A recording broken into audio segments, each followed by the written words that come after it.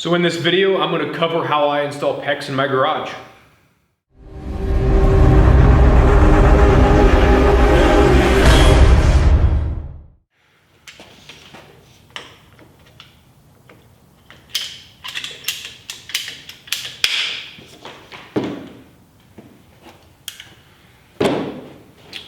So, PEX, some pretty awesome stuff.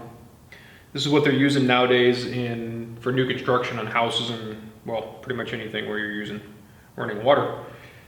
This is the older style of PEX where you're using the metal rings to crimp it down, and you'll see how I do that here in a little bit. The newer style uses a nylon expansion ring.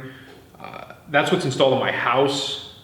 I like that stuff better, but the tool to do that is like $500 and I don't do it enough to justify buying the tool. So what I am able to do, or have been able to do, is the old style PEX, which uses these little metal rings. These happen to be 3/4 along with this piping. So I got myself this compression tool, which is what is used to crunch the little metal rings around the fittings. So this kit comes with 3/8, 3/4, and 1/2 inch, which is what's installed in the tool right now. Those are the more common sizes. If you're doing a header, you probably want 1 inch, but I don't find that I need that size. So most of this installed in this garage is going to be 3/4. So I actually am going to switch out these heads for 3/4, and we will get started. So we're getting ready to drill the holes for the piping that will run from the water supply, which is the white pipe back there, through this wall. I set my laser level up over there and turn these lights off so you can see it. That's why we see it blinking across the boards, hopefully. So that gives us that reference point on all of these to make sure that pipe is perfectly in line and we don't have any issues of it going up and down. It lines up with everything. So we'll get those holes drilled and get that pipe put in. So because my drill doesn't fit in here and I don't want to have to cut down another bit specifically for this, we have this little extension. So we'll drill through this beam and we'll put the extension on, and that will get us through this double plate also.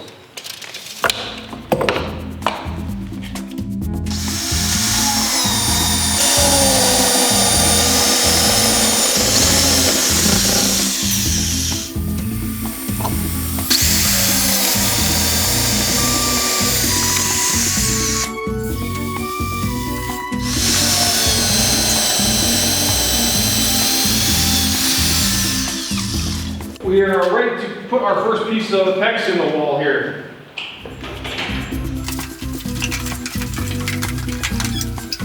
So we'll push it back that way about 3 inches, cut it off, crimp a 90 on, and we're good.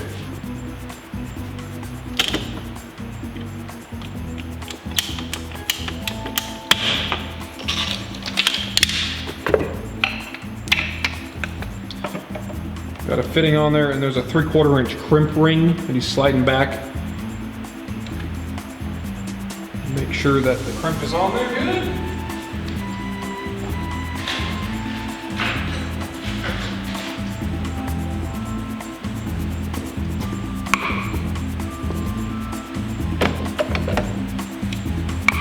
And you check it with the 3/4 inch no-go gauge, both sides. So that one, so you're good there. Check the other side.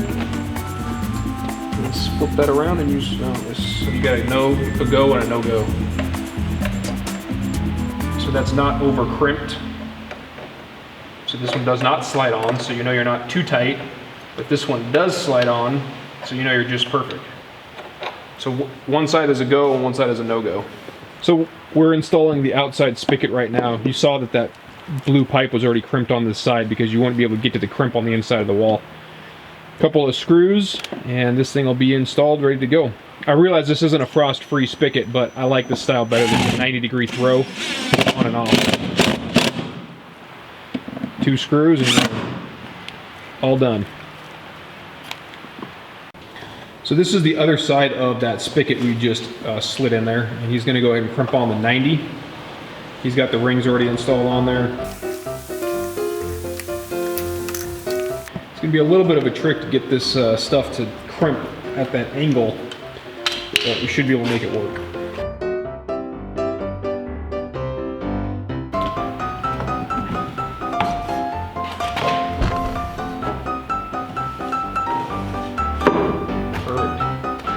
this is the adapter that will go to the hot water tank, but we're installing this plug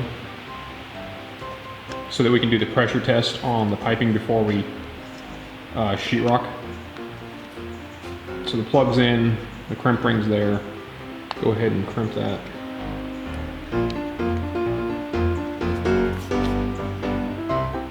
Good. So that's it. I'd be more worried about this pipe being cut straight if this was not going to get cut off eventually, but this is just to do the test with, and this will get cut off and there'll be a valve put here.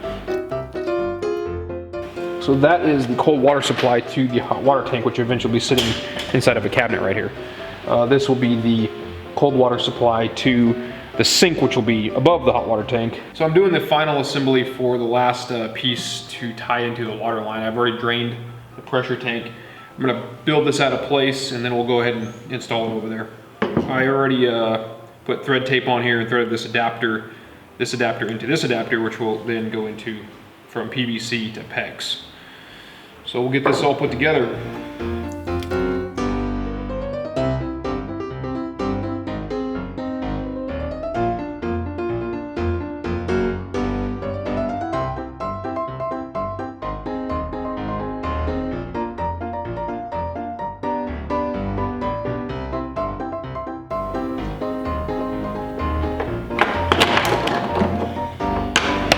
All right, so there's the assembly, all crimped down, ready to go. I'm gonna go ahead and move you guys around over here and we'll get that pipe cut off, get this glued on, and get these other two fittings crimped in place. So I really hope that this doesn't go badly. I've already drained the tank, so when I crimp this, there shouldn't be any water in here, but we'll see what happens. I'm seeing water, it makes me nervous.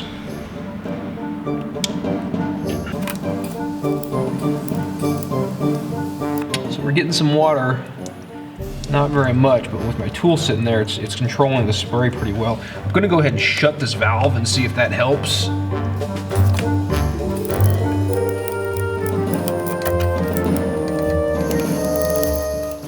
All right, we got it cut off. We'll grab a rag, dry that out real quick, and get glued up. All right, that should be enough out of the way where we can primer it.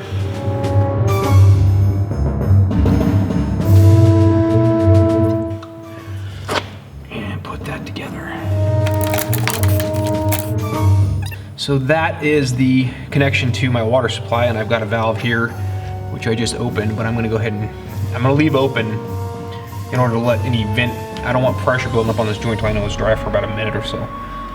So I will bring you guys up and show you this upper joint now. All right, so this is the top of that T-joint. We're gonna get my cutters out here and the crimpers. I've already slid the rings on the piping, but the pipe is gonna end up going right about there. So we're gonna cut this one to length.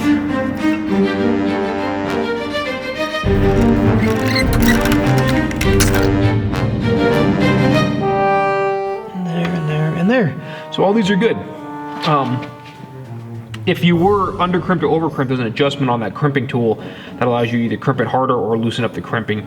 I'm good on all of them, so I don't get to show you how to do that, but the piping is installed. I'll back you out here and I'll do an overview real quick. All right, so we're all done with the plumbing install itself. Now we're gonna test the system. So I've shut this valve and I have this valve currently open.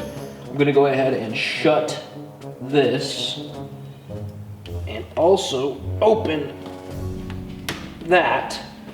So that now will send water to my house, which is how it normally worked. All I did was tee in off the top of this what was an air dampener, but now it goes into my garage.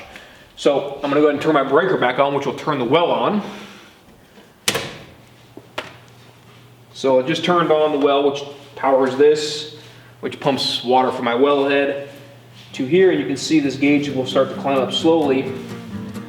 And as it does, it's pressurizing this new joint, right? This area right here. So I'm gonna watch that for a few minutes and make sure that when this kicks off, that that's not leaking. And then I will slowly open this valve and allow pressure to go into the rest of the system, and we'll check all the joints for leaks. So we're at about 30 PSI right now. I'm gonna go ahead and crack this slowly. Let's see if I can, so I can hear water going through there. My water supply comes from here, goes up, goes forward into the front part of my garage to an outside spigot, which you saw earlier, and back to the back of the garage to this area over here. This line comes down and will go to the hot water tank. So this will be the supply to the hot water tank, which will be eventually right here inside of a cabinet. And then this line will be, I know it's red, but it will be the whole water supply to the sink. And then the hot water supply from the sink will come out of the top of the hot water tank and into the sink itself. That's why this is so close together. So I'm just checking all these joints, making sure I don't have any leaks. I don't suspect I'll have any leaks. This PEX is pretty good stuff. So my well head just turned off. I'm gonna go ahead and open up this valve all the way now. So this is open all the way. I'm not seeing any leaks here at this T-joint, which is good. I didn't see any leaks across the back down to here. The last area I have to check is this outside spigot and the fittings that are coming out of the wall. So we'll walk over here. And I don't see any leaks here or here. And we'll go around and we'll open up this spigot on the outside of the garage, and we should have water over here now, which is kind of nice. So this spigot right here should push out a bunch of air and then some water.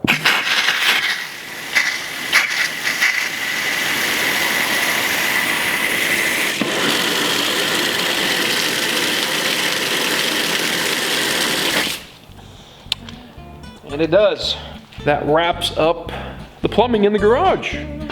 PEX is really easy to run, and I'm pretty happy with how this turned out. I will end up having to disconnect the supply line from the PEX at some point to do the final connection for when I do sheetrock over the top of it. I'll undo it, put the sheetrock up, and I'll redo it, but at the same time I'm gonna move my my pressure tank and some of the PVC piping, redoing that and installing some filters because of that black or that brown goop. So like you saw, this is was a piece of the pipe I cut off, and this brown goop that's inside of here is coming out of my well. It's been like that for 2 years.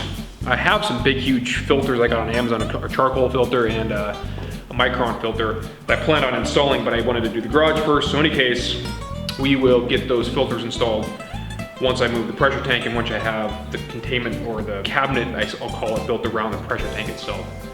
So more to come on plumbing, but that pretty much covers the existing plumbing right now in the garage. And we are at the point where we're almost ready for insulation and sheetrock. So this was a big step forward today. If you have any questions, comments, or concerns about what I did or how I did it, by all means leave me a comment down below. Appreciate that. And hope you enjoyed. I appreciate you guys watching. Don't forget to like and subscribe.